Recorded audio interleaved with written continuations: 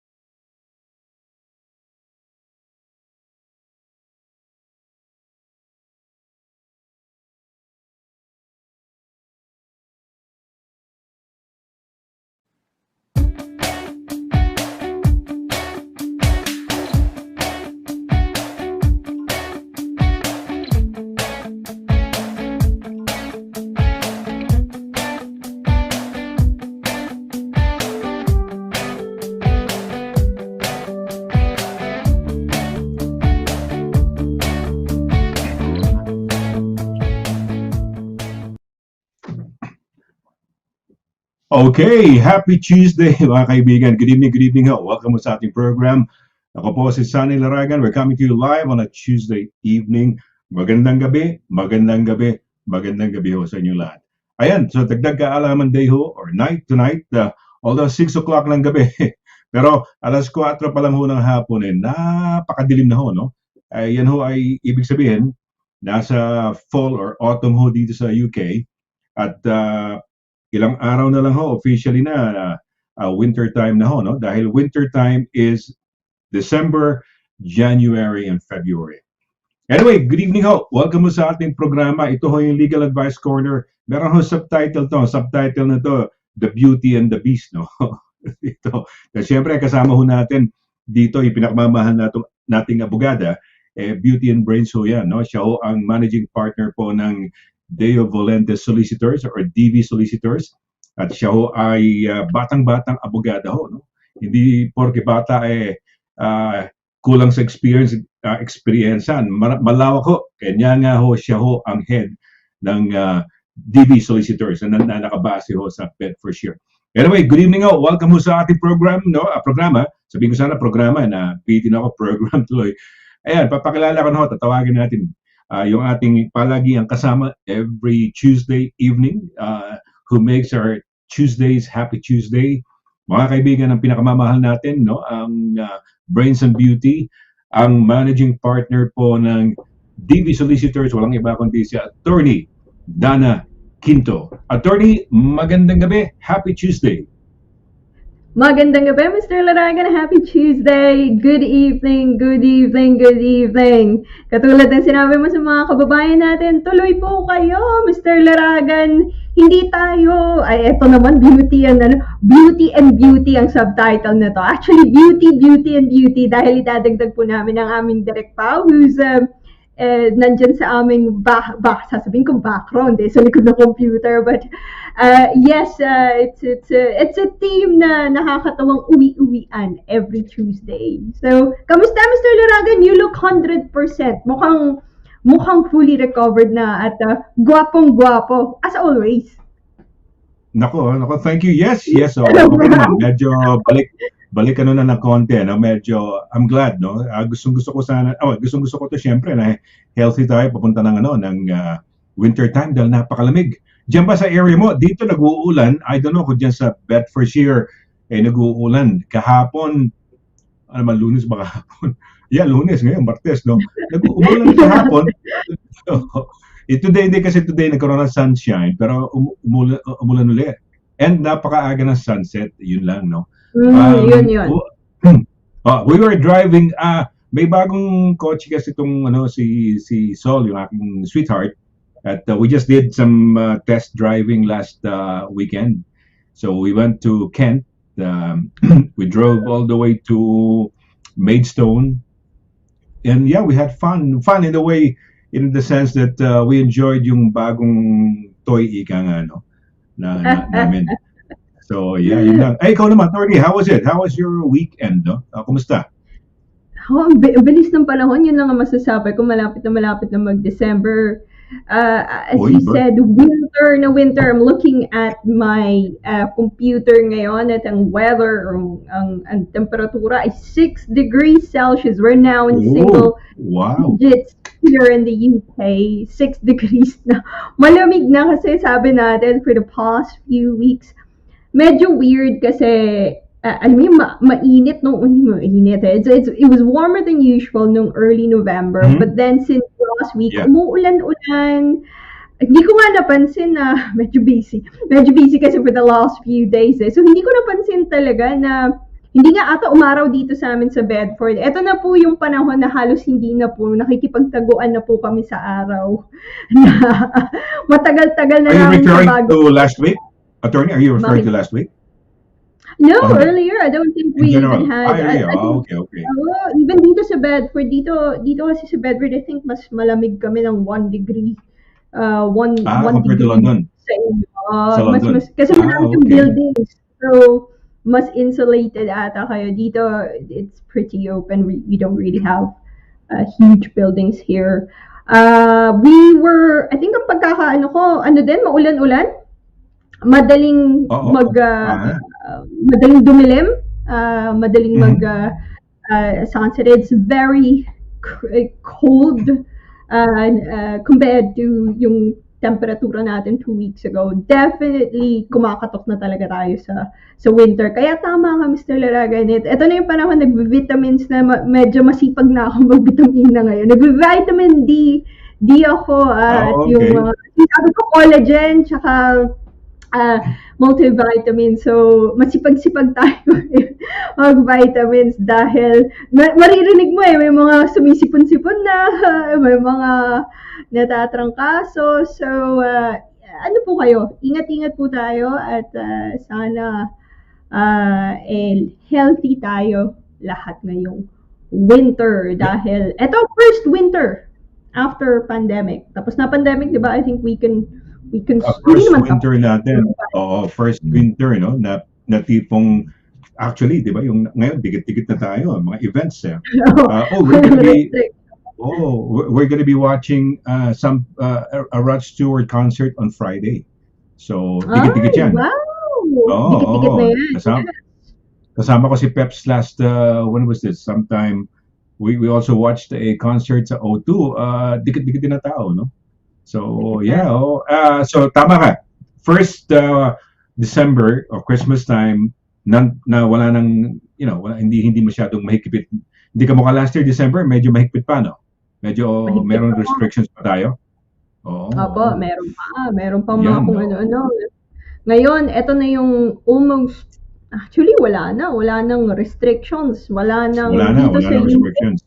Walang nagmamask. Halos wala nang nagmamask dito. When go sa public space. Ano ba tawag doon? Ano yung compulsory? Yung ikaw lang, bahala ka na kung gusto mo. Parang voluntary. Parang sarili mo na lang. Voluntary na lang kapag gusto mo mag-mask. It's good. Kung ano tawag dito na talagang pagkaluwag-luwag natin and you're taking your vitamins, yung vitamins mo, ano ba tawag dito? Ano ba usually mga vitamin C, vitamin E, D, hindi pa ako yung booster ko, meron akong di ba may 3 doses tayo ng booster, tapos meron pang 4th yata during this time. Hindi ko pa, na-miss ko twice. Ikaw ba meron ka na? Tapos na, excited ako talaga nasa ulo. Tapos na ako, last month pa. Tapos talagang, kumbaga, early bird. Pag ganyan September pa lang ata, Mr. Laragan, nagpa-booster. Nakuha ko na yung invitation ko. So, very pleased about that. Pareho, tapos sabi ko sa inyo, kasi sinabay ako na flu jab at booster sa left Dalawa. So, masakit. dalawang siya. Okay. Hindi, Masakit. tama yan. Make sure. Mahirap tamaan. Ako lang, naulanan lang ako sa Italy nung last, sa Venice, no? Sa Como pala, Lake Como. And yun ang naging cause ng pagkakasakit ko. At yung time na may booster ako na sinasabi natin, yun ang kainitan din ng ano ko, nung kaya hindi ako nakapag-show, na talagang lumala yung ano, yung aking sipot-upon. Yeah, Sipot-upon tuloy. Ubot, sipon. Bulol na. Sibot upon. Oo, sipon. Yeah. No, ganun talaga Yeah, okay. na lahat ng precautions sa health. Ito ang, for me, kahit before pandemic, dito ako parating nagkakatrangkaso na with sana naman hindi. Ito yung time, hindi tayo sanay, Pilipino tayo. Ako, ilang taon na ako dito, 15 years na ako dito, hindi pa rin ako masanay sa winter. Talagang, nasya-shock pa rin yung body ko. Hindi ko pa rin, parang nanginginig pa rin ako kapag winter na. Tapos, meron akong period niya na siguro 1 week between seasons na hatching ako ng hatching. And then, siguro nag-acclimatize na rin. But I think, dahil ako lumaki ako sa Pilipinas, siguro yung natural climate, yung kwarto ko yung pinakamainit sa buong sa buong opisina. So, pag pumapasok yung mga ka-opisina ko, sabi ko, init naman, ang init. Oo nga, no? Pero okay yan. Okay yan. Ano temperature mo? Would you know kung anong temperature? Is it room temperature? Nasa 23? O mas mataas-taas pa nun, attorney, ang temperature ng kwarto? May central heating kasi yung office. Pero for some reason, kasi may sarili akong office, hindi ako naaabot. Nagkwento na ako about heater, kwentong winter na. Hindi ako naaabot nung central kasi yung central may temperatura yun eh. So may sarili akong maliit na heater na ino-on and off ko. Hindi naman siya, syempre mataas ang energy ngayon, medyo tayo. Electric heater yan, attorney. Yung ba yung maliit o yung ba yung parang radiator type na oil filled? Hindi, yung maliit po na parang fan heater siya. Parang fan. Yeah, yes. Okay. Fan heater siya. So okay siya, pero hindi ko parating ino-on kasi din siya, nakaka-dry ng air. Tapos syempre ngayon mataas ang energy bill. So I'm trying to be vigilant as well. Pero yun ang ko na mabilis naman siyang mag-heat up ng room. Yun nga lang, ramdam mo talaga kasi medyo malamig-lamig na po ngayon. Dito naman sa flat ko, because I'm at home, guys, as you know na, dito na tayo nagbo-broadcast. It's warm. Halos hindi kami mag-heating dito kasi mas modern yung building. At pag ganun, efficient. Meron tinatawag tayo na EPC, Energy Performance Certificate. So, quick dagdag kaalaman trivia. If you want to know how efficient yung inyong property, kung pwede nyo yung mahanap dun sa mga papeles nyo, yung Energy Performance Certificate, you would know kung ano ba yan, hindi gumagamit ba ng energy yan na efficiently o medyo magastos sa bills yan. So that's one thing to know kung kasi kung naka-glaze yung mga window nyo, properly cushion, nakaka-apekto yun, nakakababa ng energy prices. Lalo pat ngayon, kakalabas ng budget natin last week, yung mga sinasabi ng treasury natin dito na meron tayong subsidy from the government sa energy prices, di ba? Pero hanggang hanggang Marso lang ito, Abril eh. April yata yan, no? And hopefully, di na natin kailangan ng heating after that. Pero sa pagkakaalam natin, talagang medyo, ngayon, mataas. Lahat nakakaramdam ng mataas na energy bills ngayon. Ito nga coffee ko, attorney, kanina, may init na ngayon, malamig na. Ganun ka, inis. Hindi natin microwave. Magtipid tayo sa kwento, wag na natin yung microwave. Ano naman tayo, bisa pag nakikita mo ako, meron akong yung pagka-regular, nakikita mo ako, meron akong bonnet. Bonnet. Tapos, sekreto ko ngayon, please, yung mga minabili sa Yung bang sinusuot mong mainit sa katawan, talagang yun ang sinusuot ko, wala akong problema. Tapos nakamedyas ka, di ba? Nakamedyas ka, di ba? Oo, nakamedyas ka. Iba yung tsura ko pag winter di ba? Para-paraan lang. Para-paraan lang kasi mahal ng kuryente di ba? Kung lalabanan mo ng heater, ayun. Pero ngayon, may panlaban na ako talaga. Sa kama, I don't know kung sa kama mo, kung meron ka rin yung parang heater muna para painitin muna bago ko humiga. Meron ka ba ganun? Hindi, wala po ako ganun. Wala ka ganun. Ako, meron ako noon. Electric blanket, mainit muna, nasa number 3. Pag medyo mainit na, pinapatay ko na, tapos nasa loob ko na, mainit ka na, yun. Tapos nakamedyas ka, nakasuot ka ng parang, mainit siya I don't know how to describe it, attorney, pero parang tela ng fleece ba tawag lang, hindi ko, mainit. Ngayon ko lang na-discover. Tapos kaya pala, di ba yung mga natutulog yun sa mga, hindi ko alam kung cartoons meron silang bonnet, pero sa French yata, yung mga lalaking French yata, ano ba tawag doon? Meron silang ulo, tinatakip sa ulo. Pag natutulog. Beret or something, parang beret. Parang ganun. Yung sinusuot nila, pantulog. Okay, teka muna, attorney. Punta na tayo sa batian muna para winter time na mga kaibigan. Pasensya na kayo, pinag-uusapan namin ni attorney. Sabi mo, 15 years ka na rito. Ako, mga 23 years. May mga kilala ka, more than 20 plus years, 30 years na.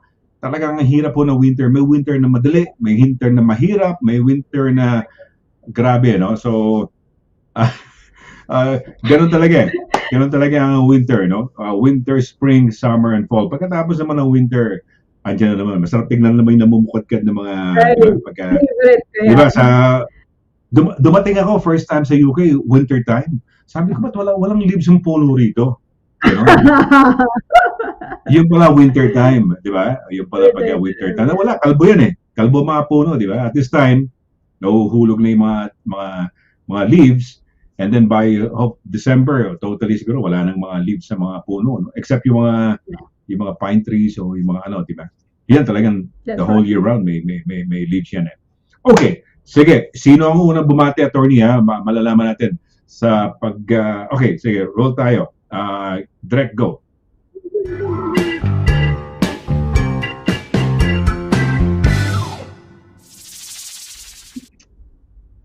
Attorney, ito yung fun part natin. Ito yung fun part natin. Yan, huhula ko ngayon.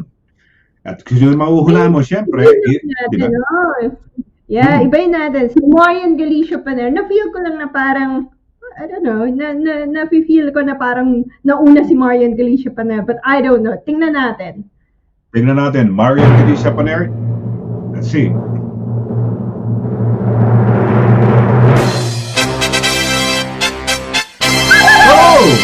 Wow, galing naman. Galing. Hindi ako cheat lang tumama yung Marian. Bago na naman yung profile picture mo.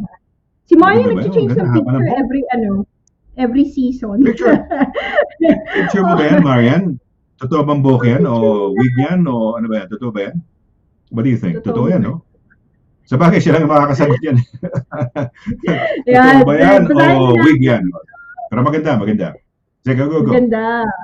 Hello po, Kuya Sunny at Attorney Dana. At sa lahat, happy Tuesday po and stay safe always. God bless us po. God bless you too, Marian. Nako, naramdaman Marian, ko mabuhay ka, nahulaan ka ni Attorney, Ayan, si Attorney Dana. Okay. Sige, sinong pangalawa? Second, Oliver Fernandez. So, tingin ko, andyan din. Oliver Fernandez. Tingnan natin. Subukan natin. Tingnan natin. Hi, Eric. Please don't be here.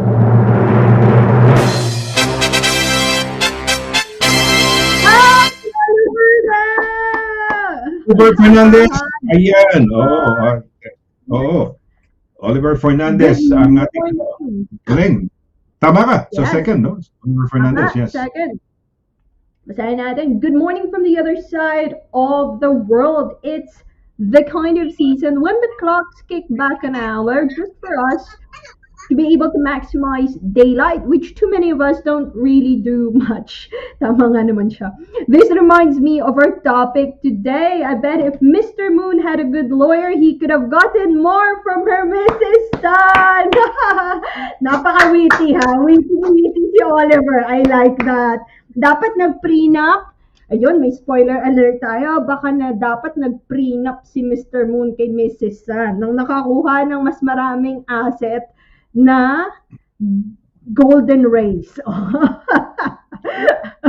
Galing No, naman talaga. Oliver ha, talaga galing. Galing naman Oliver, talagang it provides may kwento, may wittiness, lahat kompleto, no? So maraming salamat. Thank you. And you got it two on two. O, parang nga, two, ganyan. Two, sige. Sino kaya Isa yung na lang. number 3? Sino number 3 natin? Sige. Sino ang ating? Naisip ko si Henyong Edgar, yung mga kasabihan ni si Edgar Duway. Henyong Edgar Duway. So, that will be my Sige, next. Edgar Duway tayo. Tingnan natin si Edgar Duway. Siya nga ba?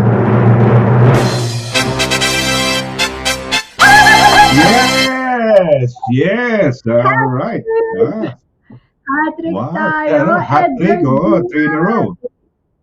Says, Edgar, magandang mabuhay gabi ka. sa inyo lahat. Happy Tuesday. Happy Tuesday. Speaking of hat-trick, Qatar World Cup ngayon. So, madaming mga usapang football dyan sa gilid. Hindi pa ako nakakanood ng but okay. ang Pilipinas ba yung women's team nasa World Cup ba tayo? Kasi nag-qualify meron ba? ata sila. Ewan ko, Meron ba? hindi ko alam. Okay. Dati may nabasa lang ako pero may be mistaken. But titingnan ko sa Okay. commercial natin mamaya. But sa lahat ng Okay. mga Kung kasama ang Philippine teams na Qatar. women's team. World Cup. Women's team. Oh, women's World team. Cup Oh, okay. nag-qualify. Hindi ko alam. Pero alam mo, sabihin nila good. nag-fake news ako. Hindi ko po verified yan. check tayo. mamaya. But, Pag nag-break tayo, i-check ni attorney yung Exactly. i-confirm kung kasama nga ba ang Philippine team sa ongoing World Cup sa Qatar. Okay, nanalo ang UK nung last, was it yesterday? Yeah. 6-2, no? Napanood mo yun? Yeah, Ay, di mo nga pala napanood, no? Oo, Hindi ko napanood, nakita pero ko lang. nabalitaan ko sa opisina. Siyempre, mga usapan sa may photocopier, ano nangyari sa World Cup. Kaya doon mo talaga masasagap yung mga current affairs minsan eh. Kung magtitimpla ka ng kape, o kaya nandun ka sa pagpo-photocopy. 6-2 daw, congratulations England. So, Yes. tingnan natin ang ating luck this time around. Pero talking of hat-trick nakatatlo ka, no? Hat-trick ko kasi tatlong scoring, tatlong no? So, ang galing naman ni attorney, ang ganda. Tonight talagang sapul na sapul yung tatlong hula mo, no? Marian Galicia Panier, Oliver Fernandez, and Edgar Duway. Edgar, congratulations nagawa na yata niya yung kanyang yung sa damit niya, yung parang cabinet. No, mabuhay. Ayan. Ano niya? Oo, nakita ko yun. Parati may DIY yan eh. Galing.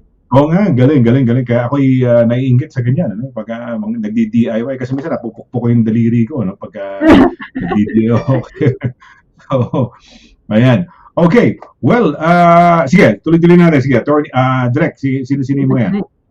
Ano natin? Edgardo Cagastian Enriquez or Edgardo, yes. Code Tuesday to Mr. Wow. Maragan.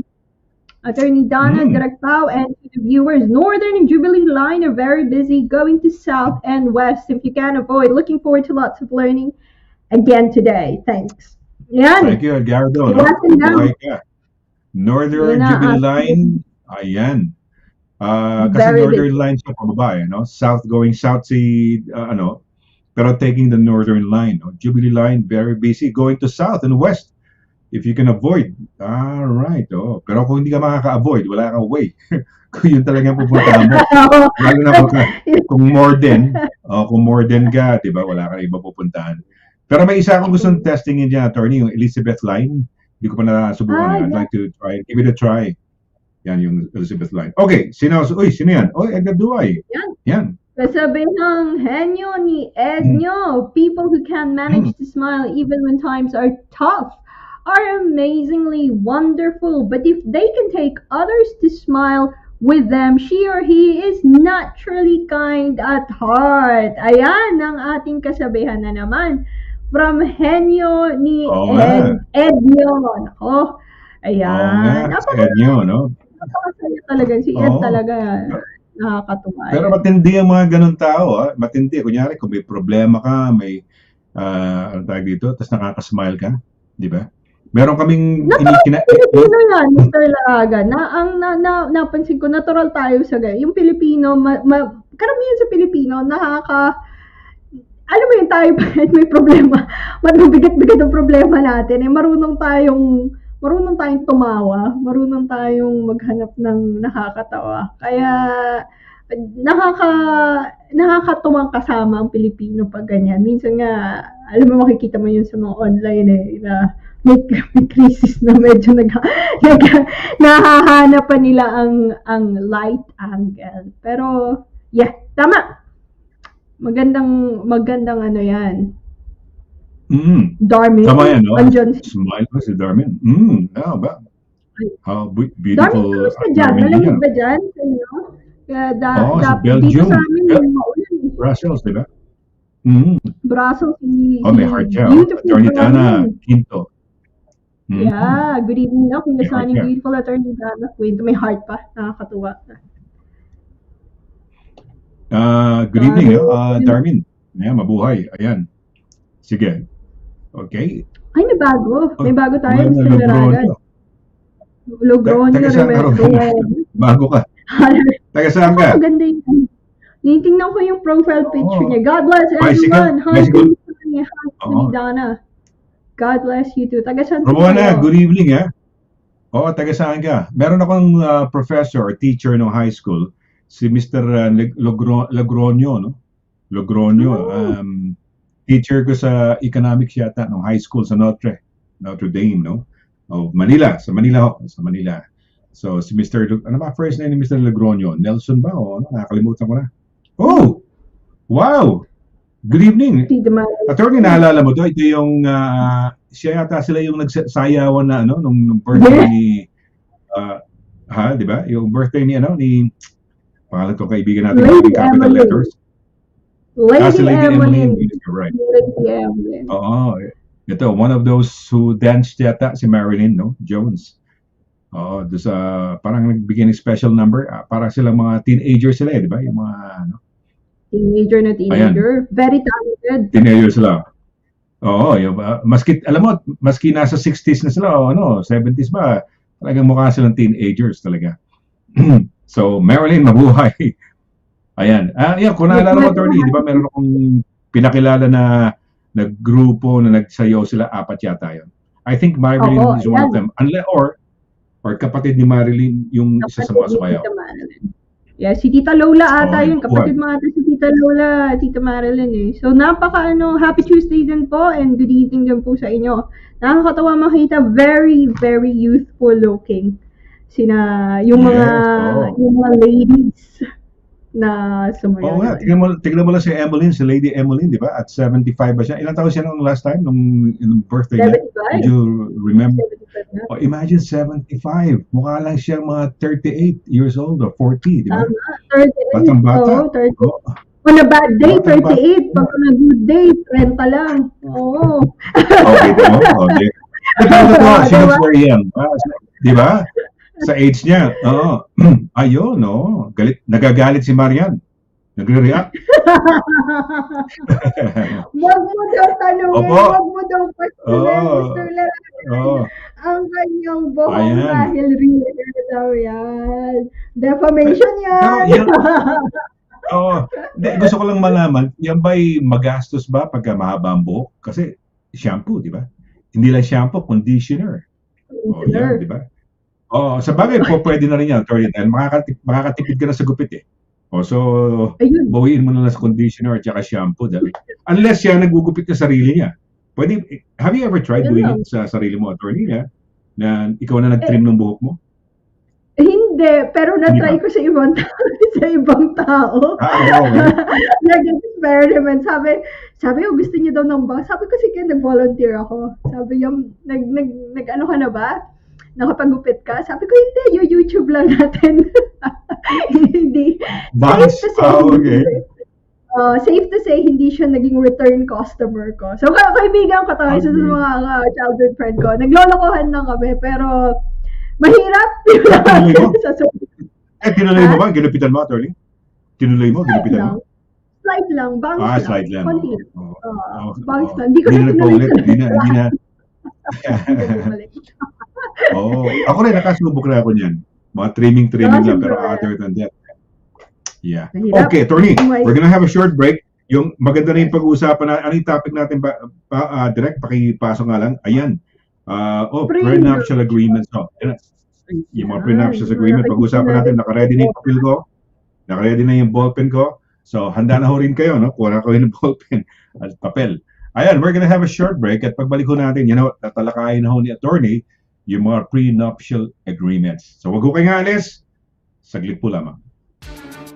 Mula doon hanggang ngayon, serbisyong mapagkakatiwalaan, serbisyong maaasahan pagdating sa inyong mga padalang balikbayan boxes. Dito ka na sa Forex Cargo. Sa presyong kayang-kaya ng bulsa, sigurado ka pa sa inyong padala. Forex Cargo. Dahil kailangan makarating. Call 0208-813-7064. O ano pang inaantay niyo mga kabayan? Tayo na sa Forex Cargo.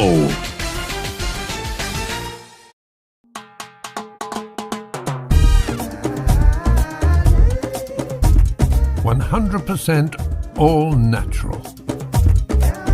Tasty. Healthy. Versatile. 4 unique flavors. Taste a real sauce. Galettos. May problema ka ba sa landlord mo? Baka AV ka na ni Kuya. May problema sa mga kapitbahay, sa trabaho. O kaya naman kay Mister o kay Mrs. Away tungkol sa mala, mga may utang, mga aksidente, daing o laban sa ospital or sa NHS, harassment, o baka naman may stalker ka na gusto mong ireklamo. Punta na sa DV Solicitors para matulungan ka pagdating sa mga litigations at iba pang mga legal concerns. DV Solicitors at 2nd floor, Howard House, St. John Street, Bedford, MK42 0DJ. Tumawag sa 01234-350-244 or 01234-225-188 o kaya naman mag-email sa d.quinto@dvsolicitors.com. Visit our website at www.dvsolicitors.com. Mula sa kabisera ng Inglaterra, sa puso ng Britanya, London, UK. London, UK. Ito ang Channel Philippines Network. Pinoy Radio, UK. Pinoy Radio, UK. Sumasayang papawid 24 oras. 24 oras. Buong linggo. Sa www.pinoyradiouk.com. Ang mga pinakapaborito mga awitin, mga pinakaabangang programa, at mga sariwang balita at impormasyon mula at para sa mga kababayang Pilipino sa UK at sa buong mundo. Pinoy Radio UK. Pinoy Radio UK.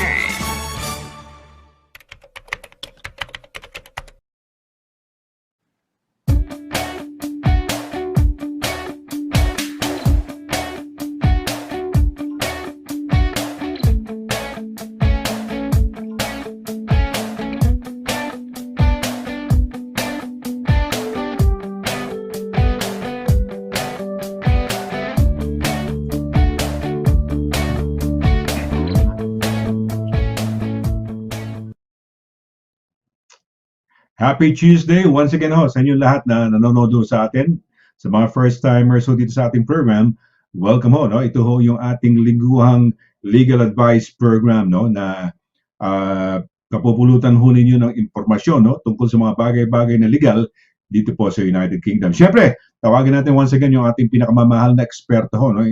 In terms of legal matters dito sa UK. Dahil abogada. So mga kaibigan, once again, si Attorney Dana Quinto. Happy Tuesday, Attorney. Happy Tuesday again, Mr. Laragan and everyone. Happy Tuesday. Welcome. Tuloy po kayo dito sa ating Dagdag Kaalaman session. Ayan. Okay, so tonight, very special, may topic tayo na prenuptial agreements. Ito, malaking bagay ito kasi, di ba? Malaking bagay ito, di ba? Malaking bagay ito, prenuptial kasal Pag later on, naghiwalay, malaking bagay. Ngayon pa lang nagagawa na ng paraan o papag-usapan na. Okay, sige, Attorney, take it away. Sige, go ahead. Ako yung meron ng papel at ballpen. Yes. No. Salamat, Mr. Laragan. Itong mga prenuptial agreement, often naririnig natin to sa sa mga soap opera or news. Nakikita natin sa news, nakikita natin dahil naghiwalay ang isang celebrity and sinasabi na, ito yung may prenup sila and dapat sundin yan. Ano nga ba ang prenuptial? Ano ba standing ng prenuptial agreement dito sa UK? And what can you expect kung kayo sinabihan na mag-prenup tayo? Ano yung may expect mong makita doon sa dokumento na yan? So this session is meant to inform, dagdag kaalaman, and to also give you a bit of a glimpse, kumbaga, masilip kung ano nga ba ang nandiyan, nasa loob ng mga dokumento na yan. So, first of all, pag kayo nabigyan ng prenuptial agreement, ang unang sort of misconception ng mga tao, nakikita ko kasi minsan dun sa mga soap opera o sa mga TV, bigla nilang inambush si yung either yung soon to be husband or soon to be wife at sasabihin mag-prenup na tayo, kaya naka-wedding dress na minsan, naka-attire na, naka-tuxedo na, at dun may mga pirmahan na nagaganap. Sa totoong buhay ko, hindi po ganon. Prenup agreement dito sa UK, kailangan piniprepare ahead of time. Quite a while actually, I would say a few months. So straight away, if halimbawa or napapag-usapan nyo na magpapakasal kayo, I would actually suggest na isabay nyo na rin na dahan-dahanin ang pag-uusap about sa prenuptial agreement.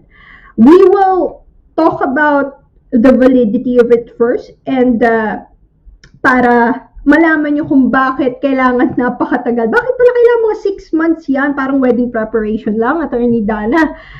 The reason is, in order for a prenup to be valid, kailangan merong enough information on both parties of what they're entering into, of what rights they are giving up. And that means na kailangan may full financial disclosure ang both parties. Kailangan may assignment, kailangan nag-collate ng information bago sabihin na itong i-give up mo na rights on this property. So, in order for someone to be held as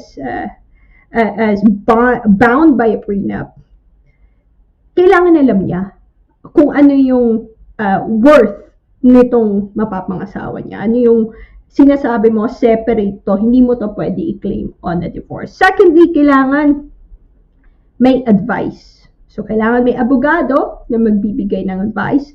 And thirdly, kailangan may time to think about it. So, hindi pwede na nabayaran na lahat, na-announce na lahat, mapapahiya yung isang partido. So, ibig sabihin, mape-pressure kung hindi magsasign ng agreement. So, in the UK, yun ang mga elements na kailangan in order to prove na meron ang fully valid ang isang prenup. The actual prenup in itself, again, another common misconception is automatic yan. Basta nag-sign kayo, automatic na yan. Bawal na, hindi na forever and ever. Bawal na nating puntahan ng korte. That's also not right. Dahil ang isa sa may expect nyo sa isang prenup, pagbabasahin nyo, hindi lang po yan one page. So, kita mo may mga soap opera, parang isang page lang yung inaano nila. Medyo madami-dami pong pages yan. Dahil nga dun sa mga impormasyon na kailangan ilagay at dahil i-explain talaga kung ano ang may history lesson pa yan. Most of the prenup na nakikita ko, nilalagay kung ano yung pinagmulan. Pinaka kilalang case dito, which is Radmacher and Granatino in 2010. Yan talaga ang binabalik-balikan namin mga abogado. If you're a law student, that would be an interesting case law for you. If you look it up, it's again Radmacher and Granatino in 2010. Yan ang nagbigay ng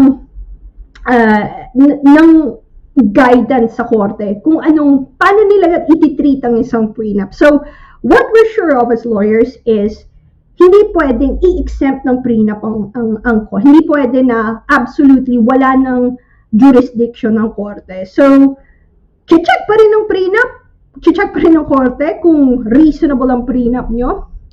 So, may pagkakataon pa rin kayong pareho na pumunta sa korte, but kung reasonable naman, i-uphold ng korte ang prenup nyo. So, kailangan pa rin makapasa yung prenup nyo sa test of reasonableness. Not just now, but in the future. So, at the time of your divorce, it will have to pass the test of reasonableness. So, makikita nyo, what would you expect? May mga explanation nun. Kung ano yung standing ng prenup sa UK jurisdiction, may explanation ng pinagmulan, may explanation kung ano yung kailangan para mabuo tong prenup, maging valid ang prenup nito throughout its life. So mabubuhay yan as long as i-change siya, as long as siguro kakailanganin nyo na siya, or as long as may final order yung korte. Also, ilalagay doon na sasabihin na pag sinainan mo to, ibig sabihin, binasa mo to. Dahil, sabi nga, kailangan mong puntahan ang isang abogado who's competent in giving you an advice here, who will explain to you kung ano yung i-give up mo na rights. So, when you also see a prenup, nakalagay doon, nakalista, full financial disclosure, ano ba yung mga ari-arian na mapapangasawa mo, at ano ba yung inaangkin niya na kanya as separate property. So, there will be a list you will see there. Ito pala yung ayaw niyang ibigay sa akin pag naghiwalay kami. At ito pala yung magiging deal namin.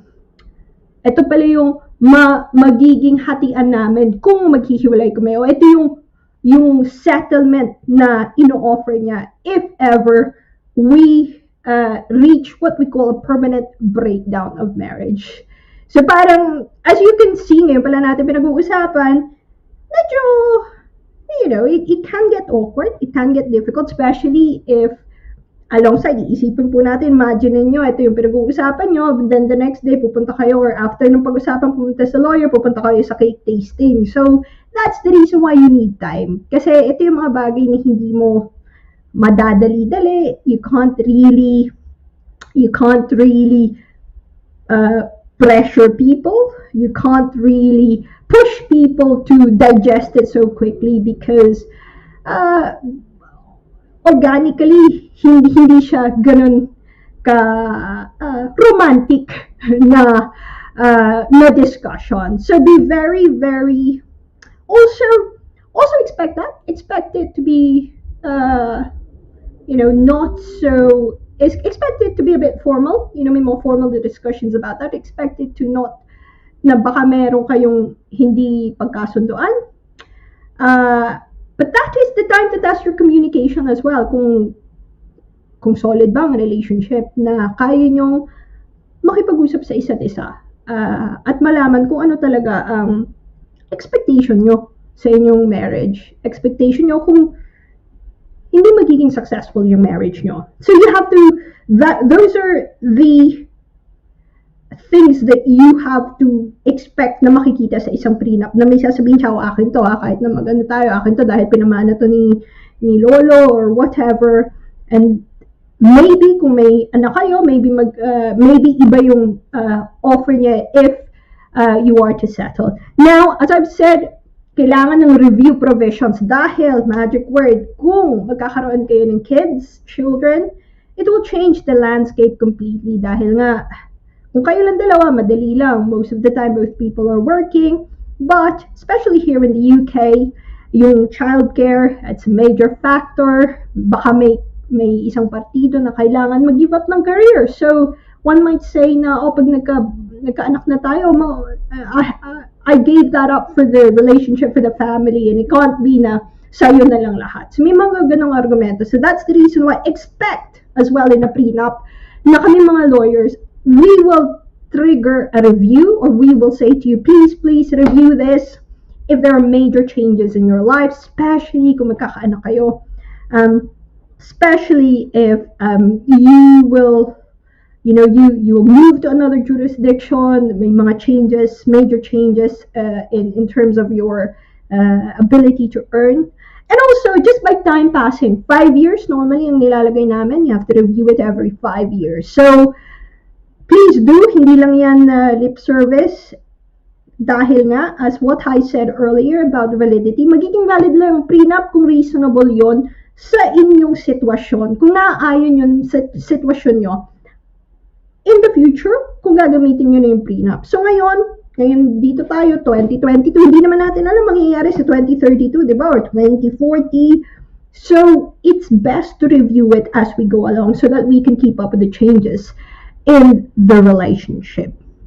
So, ang major takeaway natin dito, medyo freestyle ang ating discussion ngayon, is because we've talked about it a number of times dito sa ating show, and it's one of those things that I would just like to come back every 6 months. You know na kailangan natin, alam nyo na ang tema sa financial, nagbabalik tayo dito sa divorce series, alam nyo na ang tema dito, kailangan may financial disclosure, kailangan may independent legal advice, kailangan may time para i-digest itong mga nangyayari na to. Kailangan reasonable at updated ang prenup nyo if you really want to keep it as fresh, as valid as possible. It has to be regularly updated. May mga trigger events. And kailangan klaro doon kung anong mangyayari, kung anong gusto nyo mangyayari. We said pros nito, sabi ni Mr. Ragan, at least mafo-foresee nyo as much as possible. It's hindi perfect. But, kung mangyayari man yung hindi natin gustong mangyari, hopefully, hindi na ganun kalaki ang magiging argumento ninyo dahil napag-usapan ninyo na from the start. However, from my experience as well dealing with these cases, yun nga ang feedback, unromantic yung dialogue, although, kahit unromantic, may mga tao talaga na practical. May mga tao na kayang-kayang pag-usapan nila to. But, it depende to sa inyo. At the end of the day, kayo ang magiging mag-asawa. Kayo ang ang boss ng inyong buhay. So, it may be for some people, it may not be for some people. If it is for you, do it properly. Kumuha ng abogado to draft it. Wag lang mag-draft na sarili-sarili. I've heard of people trying to do it themselves. Please, get independent, hindi lang independent, get a solicitor, get a lawyer to draft it for you. And kung may mga ibigay ang lahat ng impormasyon. Ang aking warning lang is it can be stressful. Dahil stressful na yung environment when you're doing wedding preparation. Allow a lot of time for it, as much time as possible. And if kung kailangan nyo ng break from the conversation, magagawa nyong magsabi na, muna natin pag-usapan ng 1 week, may time pa naman tayo. So these are practical example, freestyle discussion dahil as I've said, we talked about it. I just want to give you a glimpse, isang pagsilip sa kung anong mangyayari. So, a few dozens, normally about a few pages, hindi lang isang page. Lots of provisions in there, pero most of it, ito yung pinag-usapan natin ngayon, yun ang major points na itatalakayin ng dokumento na. Hanapin nyo, if just in case you've been asked to review a prenup at maghanap ng abogado before punta kayo sa abogado, hanapin nyo itong mga sinasabi ko and you can see how this all tie up. But still, get independent legal advice and we will let you know later kung ano yung aming mga contact details. Not necessarily yes, but still, kung gusto nyo dun local sa inyo, get that as well. So, that is our quick guide freestyle discussion about prenuptial agreements. Isang pagsilip kung ano nga ba ang inyong what you can expect when you have a prenuptial agreement in front of you. Ayan, nako.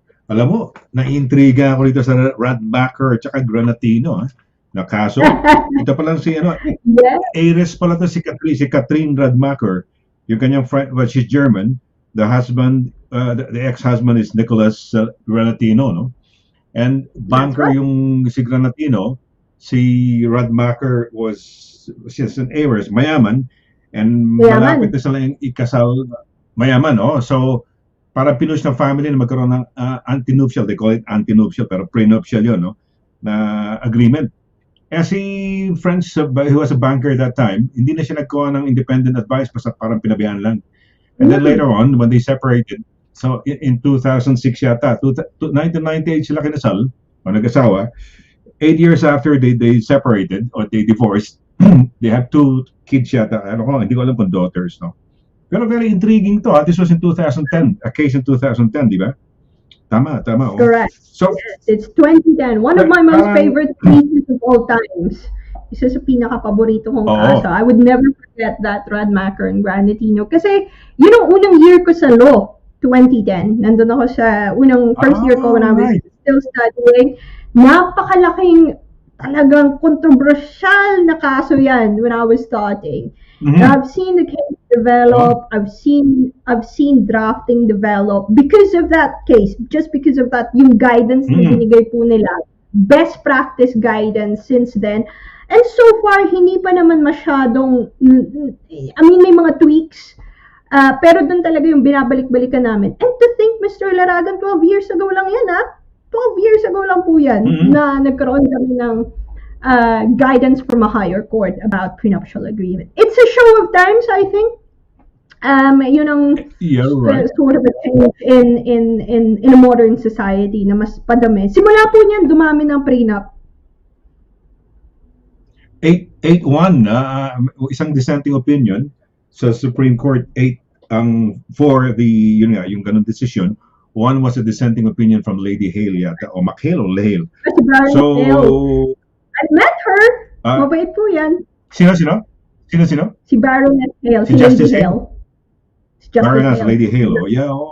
Justice Baroness Hale. Met her. Pero, not, like, one of the, bata pa ako noon, so, nag-fangirl talaga ako. Bata, I was a student, and isang function lang na andun yung mga student, and, hindi naman talaga. Natuwa lang ako because she's so well known sa industriya namin as talagang nagbe-break ng glass ceiling for lady lawyers, for women lawyers. But she's a very, very, very, very good in terms of pushing yung boundaries, yung updating ng family law in terms of social developments. But for some reason, this is I don't know why she dissented on that one. But very interesting to hear na yun palang ang decision. Ever since naging 8-1 ang decision. 8-1 ang decision. Almost household name ang prenuptial. Actually, parang nanalo si sa lower court, nanalo si Nicholas Granatino. He was given 5.5 million. So that would be 100,000 pounds a year for life. And that would allow him to buy a house for the kids to visit him. Kasi he resigned as a banker and went into research at Oxford, no? Nung time na yun, naghiwalay sila. So very interesting to, Catherine Radmacher, mayaman, heiress. Kung makukuha mo Heiress. direct yung si Catherine Katrin, Catherine, no? At tapos parang Radmacher, Radmacher, no? Yan si Mrs. Granatino before. Oo, yung kaso kasi, kumbaga, Radmacher, Granatino versus Granatino. So, ayan, no? Very interesting to, attorney. Mahirap, no? Is this the rule nowadays pa? Or rule yan, pagka nag-clean up, yan ang gagayahin. Kasi actually, doon sila kinasal sa Germany. Di ba? The were married in Germany? reason why, I think the question is, I think two strands yung question niya. The first is, ang question mo is, yan na ba ang gagayahin? I think, no, hindi yan automatic as we said. Meron Diba? pa ring jurisdiction ng Okay. korte. It has to pass the test of reasonableness and fairness ng UK jurisdiction. The fact that it's a German prenup was also touched upon dun sa judgment, but because it passed the test of validity, andun naman yun yung lahat. So they were able to say na, okay, we can attach weight to it. Hindi siya dahil German prenup siya, yun na rin siya. Hindi naman niya na-usurp, hindi niya natalo yung jurisdiction ng UK. Dahil tinignan pa rin ng UK courts kung maayos pa rin. Kung naaayon pa rin yung nakalagay yung substance ng prenup na yon, kung pasado pa rin sa test ng UK test. At sabi nila pasado naman. So yun ang word of warning nila. Kahit valid pa yan, kahit gaano kagaling ng mga abogado nyo, kung hindi nakapasa yan sa test of reasonableness ng korte, pwede pa rin i-challenge yan ng isang partido. So yun ang nasa Supreme Court decision, attorney? Ayan, si Yes, Catherine Schumacher. Radmacher to eh. Schumacher to sabi ko. Sa bagay, mga Schumacher, di ba pa? German naman si Schumacher eh. German din yan Catherine si Radmacher. Yeah. Radmacher. Heiress yan. So, in the lower court, they haven't given weight to the yung German prenup na agreement, no? Hindi masyado binigyan ng ano. And that's the reason why si Catherine Radmacher, or dating Mrs. Granatino, brought it to the Supreme Court, no? So ayan, may maganda. Gwapo rin naman yung French husband niya. Ito, German to. German tong si Hanapin nga natin. Radmacher. Never ko sila tinanong. Ngayon ko lang din sila nakita. I've been talking about that case for a long time. Ngayon ko lang nakita. Sige nga, patingin nga kay... Ang asawa niya si Nicolas Granatino. Nicolas Granatino ang asawa. Ito, Nicolas Granatino. Yan ang pangalan ng Nicolas. Nicolas na Tagalog ang spelling, hindi yung Nicolas na ano tawag? Si Nicolas na taga Manila. Very interesting to. Attorney, na-intriga ako kasi kinover sa lahat. Daily Mail, lahat ng dyaryo, no? At very, kumbaga, ito rin ang mga dinidescribe, ginagamit ng mga law firms yata eh. When you have mga law firms, at tapos you talk about divorce and prenuptial, itong Radmacher versus Granatino, ang pinaka-highlight nila. Yeah. Ayan, ito yung French husband. Yeah, French to. He originally was an investment banker, and eventually, towards the end, he went into research sa Oxford. So, ayan, nung maghiwalay, sabi nga ng desisyon yata ng korte, yung role niya as a father, that is it. Pero hindi not more on his needs, no? Yung mga needs. Kasi, hinabol niya yung pera ng asawa niya, no? He was, in the lower court, he was granted £5.5 million, and that would afford him to buy a house in London for the kids to visit him. Plus, that would be £100,000 pounds per a year for life, no? Correct. Siguro sabi ni Catherine, teka man, hindi na tayo nagmamahala, hindi na kita mahal eh. Habulin ko to, mayaman naman ako eh. I can afford to sa litigation, no? So na-deny yung appeal ni Granatino. So ayan. Attorney, salamat dito. Na-intriga tuloy kami dito kay Radmacher, no? Radmacher na si Catherine. Sino kaya asawa niya ngayon, no? Boyfriend, no? That was 2010. 2006 na Ang tanong, may pangalawang prenup pa kaya siya, di ba? Nag-succeed yung unang prenup niya. May prenup kaya uli siya, di ba? Oh, magpi-prenup yan. Actually, it was upon the instigation of the family because so parang bago namin ilipat yung itong kayamanan mo, yung inheritance mo or whatever, mag-prenup ka na muna diyan, gano'n. So, it was actually Most of upon the the time, instigation of the family. most of the Most of time, the ganun time. talaga, Mr. Laragan, kasi if it's an inherited from experience, especially may inheritance or may expected inheritance or because of tax na management. Hindi naman to evasion, we're talking about lawful tax management. So meron silang mga plano niyan kung kailan ililipat yung mga ari-arian. Pero kung sa tingin nila, it's always consideration yan. O paano pag nag-divorce, how can we ensure that the assets are still within the family?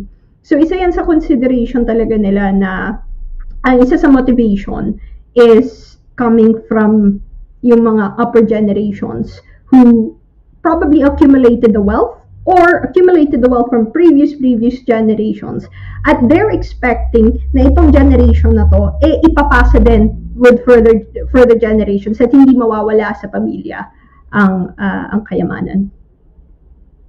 Ayun, oh. Ako, hirap. Kamukha ng kaibigan ko, mga heredero sa yung mga mayayaman from Bacolod and Ilonggo, kababayan mo. Hindi ko naman mention yung apelyido. Very, very prominent yung surname. Kaibigan ko yun. Ang tawag dito, sabi niya, pag nag-asawa daw siya, magpi-prenup daw siya. Sabi niya, gano'n. Yeah. Samantalang yung sister niya, older sister niya, wala nang prenup.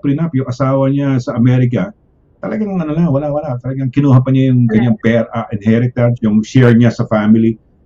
Pero hindi wala siyang prenup. Gusto nung tatay yata, pero hindi siya. Alam mo, na-in love yung babae. Pero Filipino pinag-usapan natin na kaibigan ko. Very, very wealthy. And the father was, I don't know if he was assistant dean of the College of Medicine sa UP, no? College of Medicine. Mahusay. Mayaman. Pati mother niya, mayaman. From a wealthy family. Siya, mayaman. Mga sugar plantations, alam mo sa Bacolod. Pero wala pa. After na, wala pang girlfriend. Yeah, I don't know kung magkakaroon pa ng girlfriend ba yun. No? Kung nanonood ka, mag-asawa ka na. Huwag ka na magpa-prenup. Wala naman prenup. Pero sa bagay, sa kanya, wala tayong pakialam sa kanya. Kung gusto niya mag-prenup, di ba? If they want, tama yan. If they want to protect your wealth, di ba? Yung kanilang kayamanan. Kamukha ni Direk, kunyari, magagalit yung mama niya pag kinasal siya ng kailangan may prenup, di ba? Direk, ikaw ba mag-prenup ka? Ha? Kailangan ko ba mag-draft? Yun ang wedding. Ako magda-draft. Kita mo, may prenup pa si Direk pagka kinasal. Yeah. Pero yeah, it's a reality of life. It doesn't sound good, no? Pero ganun may mga ganun. Lalo na kung galing from a rich family pa yung either one, no? So magre-require talaga yan. Pero kung kayo lang at hindi minsan wala yan di ba? Sa hirap pag ginawa nga usapan, di ba? Pero ayun. Oo. Okay, well, maganda yung discussion natin. Na-intriga ako niyan, Tori. Thank you very much kay Catherine. Pakita mo uli, Direk, mukhang maganda pa rin, no? Maganda pa rin si... yun. Okay. Ayan, magandang question. Alam mo, napakahusay na tao nito. Is there an ironclad prenup? Tama ba? Ironclad, di naman yan. Maayos, di ba, attorney? Tama ba? Kumayos. But if you mean na bawal na talaga siyang i-review ng korte, at this stage, hindi pa rin na-exempt yung jurisdiction ng korte sa United Kingdom. So, pwede ka pa rin i-review ng korte yan. Hindi mo pwedeng absolutely i-bar ang korte dito dahil sasabihin ng korte, nope, family court is quite strong. We can review all circumstances of the case. We can attach weight to all circumstances of the case. At kung may prenup ka, okay, titingnan namin yan. Kung reasonable yan, we may attach 100% weight to it. But kung hindi namin, kung sa tingin namin hindi yan naaayon at hindi yan fair in this circumstance, then we can't. So Yes and no. Yes, if you've taken all reasonable steps to make it fair, but hindi mo pwedeng, kumbaga, completely eradicate ang korte, ang jurisdiction ng judiciary. Bakit kaya? Why did they choose to get divorced here? Yung mga actions that were taken, no? Dito ginawa, samantalang they were both wed in Germany. German national yata si Schumacher, si Radmacher. French siya. I would imagine na dito sila nakabase. And I would imagine na probably reading between the lines, normally ang may habulan yan seizing the jurisdiction kung sino unang makakakuha ng jurisdiction. And sometimes yung lower earning spouse would always like to seize the jurisdiction of UK dahil historically and according to the law mas nabibigyan, mas may claim sila dito sa UK jurisdiction. And that's the reason why, if you know of what's happening dun sa Princess ng Dubai instigated a divorce here on the basis of sinasabi niya, well, divorce and children arrangement dahil sabi niya yung children arrangement security, the UK can secure ang security niya at ang security ng mga bata, but meron silang properties dito sa UK, but also tactically from a point of view of lawyers, because mas mababa yung may pareho silang mayaman, let's be honest. Yung princess ng Dubai anak ng hari ng Jordan, but she's married, if you remember, she's married to the ruler of Dubai. And the ruler of Dubai, as we all know, is a very high net worth person. So, kung ikaw ang lower net worth dun sa dalawang partido, pupunta ka sa UK dahil mas maganda ang treatment. But maganda ang treatment, maganda ang hatian. Kung mas malakas ang argumento mo para makakuha ng mas malaki dito sa UK. So, unahan kayo niyan. Unahan kayong mag-seize ng jurisdiction. So, kumbaga parang tatap ko yung UK jurisdiction na una na ako dito na tayo. So my reading between is sorry. You're reading it. My reading of that case is either ang jurisdiction nila dito sila habitual residents o nauna na i-seize ni Nicholas yung jurisdiction sa UK. Pero yung princess ba habitually resident dito sa UK? They argued that.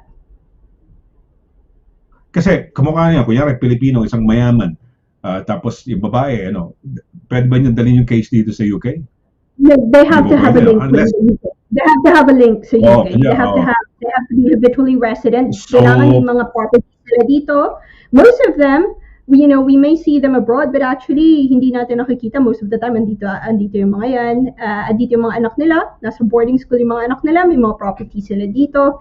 May mga businesses sila dito. So they have enough link to the UK na sasabihin nila na andito kami. May habitual residence kami dito. Meron kaming link dito.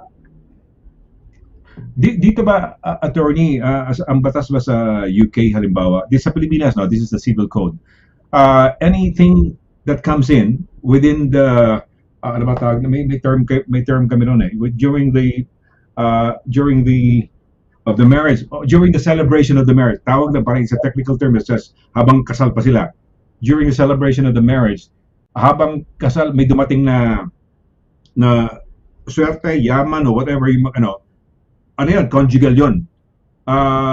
Dito ba ganun din? Parang may conjugal partnership of gains ba na parang whatever dumating sa marriage natin, hati tayo? Wider than that in the UK. So the UK would look at everything that you own at the time of the hearing, and then your lawyers can make arguments. What do you mean? Everything all over the world, or everything dito lang? Everything that you own, and then you can only argue na premarital yan, or that's outside of matrimonial asset, or completely non-matrimonial yan, once reasonable needs are met. So, hindi mo pwedeng sabihin na, akin to, yung gains lang. We don't really classify that. The court will want you to produce your full and frank disclosure at the time of the hearing. They want to see ano ba yung worth nyo. And then you can argue, your lawyers can argue, using Section 25 factors, kung ano sa tingin nila ang reasonable and fair na hatian doon. Taking into account, okay, reasonable needs nyo. If you want more of the pot, more than 50%, why? Depending on the principles of non-matrimonial law, depending on the principles of what we call ring fencing, how much weight do we attach to a prenuptial agreement. That's the reason why, as I've said, mas maraming argumento na magagamit ang lower earning spouse to get more of the property. Hindi siya ganun ka-limited na yung gains lang ng marriage yung sa'yo. You can actually go a bit beyond that na may mga halimbawa merong mga proceeds na sabi nila matrimonial, non-matrimonial, pero sasabihin ng client, nako, hindi mo pwedeng angkinin yan, hindi pa nako-comply yung reasonable needs ko. Hindi ka pwedeng magdamot kung hindi pa nako-comply yung reasonable needs nating pareho. So it's a bit more I would say attractive. This jurisdiction is attractive to spouses who have a less asset base, or mas less ang earning capacity, or less ang lower earning spouse, yun yung ano namin. Oh yeah, okay. Yun lang yata pinag-uusapan no kay Radmacher, no? Yung needs mo hindi dapat i-meet yung needs nung husband, no? I think they have to meet the needs. They definitely have to meet the needs of the husband, but the needs are probably tempered. So that is yun ang magnetic importance sa UK matrimonial law. Kailangan ma-meet yung needs ng dalawang party. But kung saan naka-pitch yung needs na yan, dun nag-argue yung mga lawyers. I think this is a wider discussion next week, but we did discuss this a few months ago, non-matrimonial properties, if you remember. If you want to start saying, ay hindi, bawal tong matouch sa divorce, very quite technical at complicated ang arguments in the UK law. At bawal, as I said, yun ang main principle. You cannot start saying this is only mine if hindi pa complied yung reasonable needs ng parehong party. So what's really reasonable needs? May bahay ba kayong pareho? Ma-afford ba ng itong conjugal property nyo parehong bahay? Kasi kung hindi, talagang titingnan ng korte yung mga premarital asset mo, yung mga na sinabi mo na ano mo sa mga ninuno mo. So that's the reason why malakas ang korte dito na magbigay dun sa mga nangangailangan. Ibig sabihin matatouch din maski paano yung mga premarital assets. Okay. Wow. Kaya pala gusto nila sa UK, no? Hindi lang gusto lang dito ng mga tao na mamatay na sila, makasakay ng barko o bangka o para maski malubog sila dyan sa English Channel, makarating dito dahil, di ba, bukod sa benefits nga, di ba, gaganda ng benefits. At dito, malakas, maganda yung mga batas-batas ba natin, very favorable doon sa mga medyo bitin, no? Di ba? In a way, di ba? Pero mo pwede pa lang i-touch na yung premarital, yung premarital property o gano'n, whatever, no? Yung conjugal o whatever, pwedeng habulin, o pag-supply ng needs ng kung sakasakali, reasonable needs. Okay. I guess maganda yung ating talakayan, no? Maraming mag-iisip-isip kaya pa sa pag-ibig, no? Oliver, si Oliver. No, dahil na, di ba, pag-ibig. Oo, pag-ibig. Cheers! Yan, sige, pakibasa, attorney. Si Oliver Fernandez, mate. Cheers, Attorney Donna, Kuya Sunny, and Direct Paula. Cheers then, Oliver. Thank you. Napakabibong participan talaga niya ni Oliver. Maraming salamat. Ayun si Tito Evelyn! Oh. Welcome. Lady Doon yata yan Evelyn sa said, Pilipinas yata. Mukha yatang may sakit. Okay ka ba? Dahil medyo kay Direk, medyo na small letters, you know? Oo, good morning. hello daw, good evening. Happy Tuesday to you Happy Tuesday. all. Ganda ng photo, galing naman. Ganda naman. Very, Hindi mo, sino mag-aakalang 75 years old siya? Imagine mo yan. Agree ako dyan. Agree talaga ako dyan. Ganda-ganda. Hindi mo talaga, minus Napakaganda. 25 years. Sabihin na natin Minus parang 50-year-old, ano. Oo, ayun, oo. Si Analu, oo. Ano, Auntie Preston, Ano? nasa beach ka ba? Oo. Ano, amazing Tuesday evening po, Beach. Attorney Donna, Oo. Sunny, Direct and to all viewers, stay safe and healthy po. God bless us. God bless you too, Analu. Ganda ng panahon natin Oo. mag-change ng profile picture ngayon na. Puro bago ang profile picture ngayon na. Ano ba dapat pagka winter maglagay ka ng summer photo? Ganon? Ay, sila. Talaga na. Ano? Oo, hindi, tama yan. Uy, ang gaganda naman nila. Talagang bilib na bilib. Gaganda. Saludo tayo sa ating mga ano. Happy Uy, Tuesday, meron Malu. ako. Meron tayong ano parang masugid na nagpunta ako sa Lidl mamili, no.